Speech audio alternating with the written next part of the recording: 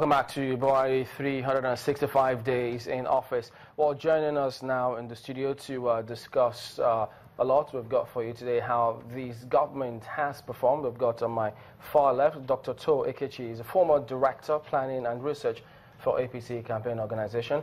And then we have on my immediate left, Segun Shomi, who himself is a former Director, Jonathan Sambo Campaign Organization in Ogun State. Gentlemen, welcome to the program. Good evening. Happy Democracy Day. Well, yes, indeed. Let's start with Dr. Ekechi. Of course, you know, the key focus on this government, a lot of people having a different opinion, divided as a matter of fact. Even going through Twitter, we see them all sending their messages way before we started today because of the tweet that we're going to be doing the program today. Well, how would you assess the performance so far? Well, just very easily, let me start by saying that it has been a very turbulent journey. It has been a very discomforting journey, but it is a necessary journey that we as Nigerians embarked upon soon after May 29, 2015. And I want to say that the discomfort depends that we have experienced along this trip. It's not one that makes anybody happy. I, for one, am not excited about it. I'm not happy about it. And I don't think there is any average Nigerian who will beat his chest and say, I am happy that the prices of petroleum products have gone up, that I'm happy that the value of our naira has depreciated, that I'm happy that the cost of obtaining basic things or putting food on the table has gone up. No Nigeria will beat his chest and say that. But the question, which I should actually would love to put back to Nigerians, is this: how did we come to this mess? What brought us here? What factors accentuated this? And what has the President of the Federal Republic of Nigeria, in the person of Muhammadu Buhari, what has he done to ensure that it doesn't get worse? Or what did he not do that had made it got worse?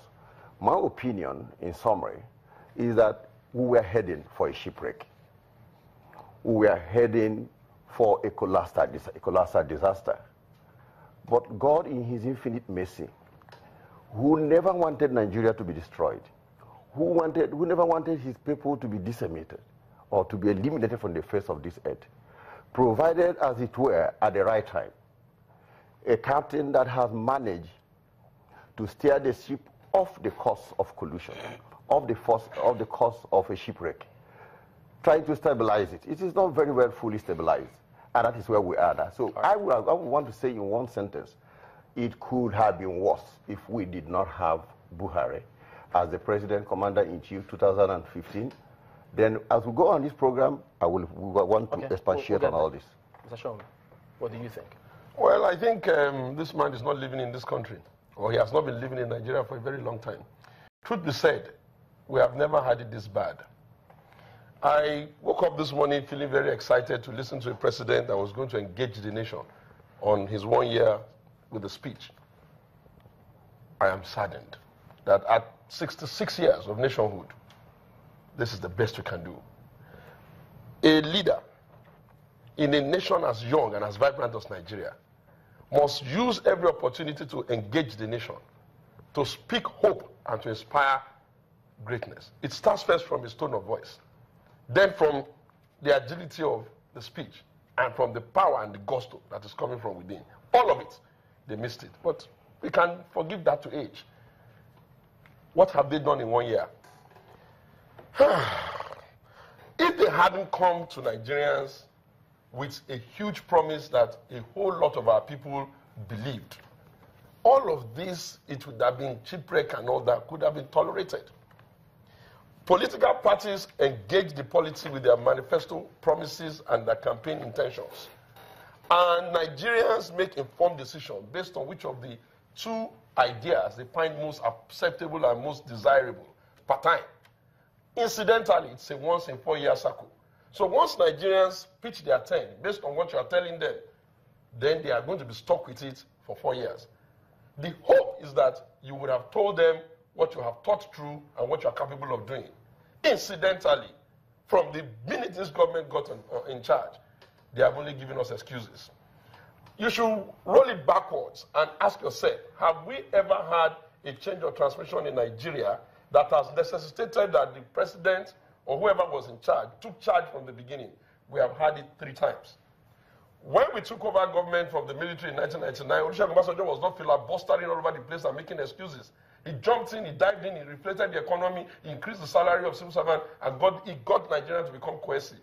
But when Mr. Yar'Adua died, and the country was beginning to, Jonathan came in charge. He didn't start by saying, I had problems with it. He just went in. Right. What has happened in the last 1 year is that everything has gone bad. Okay. Look, he's itching to come in, but we'll have time and delve into this speech and look at the plan that they came up with and what they also have in grab. But you're itching to come in. Yeah, I was just going to say that as I speak on this platform, I'm speaking to Nigerians. Unfortunately, I'm not really speaking to you. I'm speaking to Nigerians whom he is a Nigerian. I'm not necessarily speaking to him alone. Oh. I'm speaking to Nigerians whom I wish and I hope will be very, very objective to appreciate the points that I'm trying to make.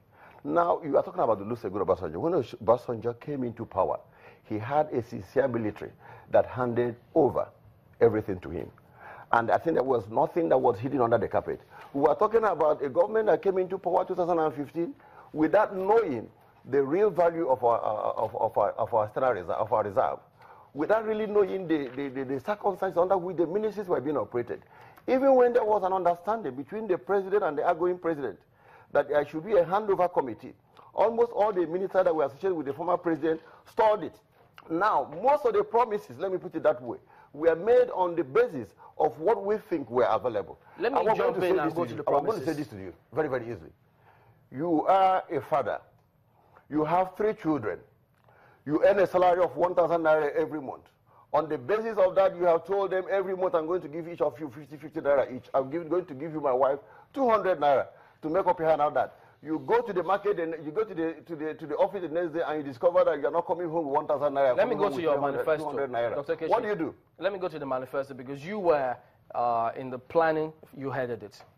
Planning yes, I did, yeah. and research. And monitoring. Part of the manifesto did read that the party was going to create 3 million new jobs a year. All right. They were going to employ 100,000 police officers. They were going to generate 4,000 megawatts of electricity between 4 to 8 years, even though the most recent one, I think it was 2 weeks ago or so, the VP was saying that they were going to optimize about 7,000 megawatts in the next 12 to 18 months. Looking at these 3, for instance, now, where do you think you have lived up to your expectations? That is very important, and that's the fundamental point I want to make. And I just wish you'd be patient with me to make this point. It's very fundamental to every other argument we're going to make here today. All these promises and arguments were predicated on the actual revenue that the government expects to accrue to the nation. Simplicity. Coincidentally, as the president was coming into office, this stream of revenue ceased. There is no secret about it. Buhari is not a major player in the global oil market. It is not Buhari that forced the global oil market to crash from the average of 112, 115 to less than $30 per barrel at a point in time, and now grossing about 40, 45, $50 per barrel. But don't forget, Nigeria before now had averaged about 2 million barrels per day. Multiply that with $115 per day.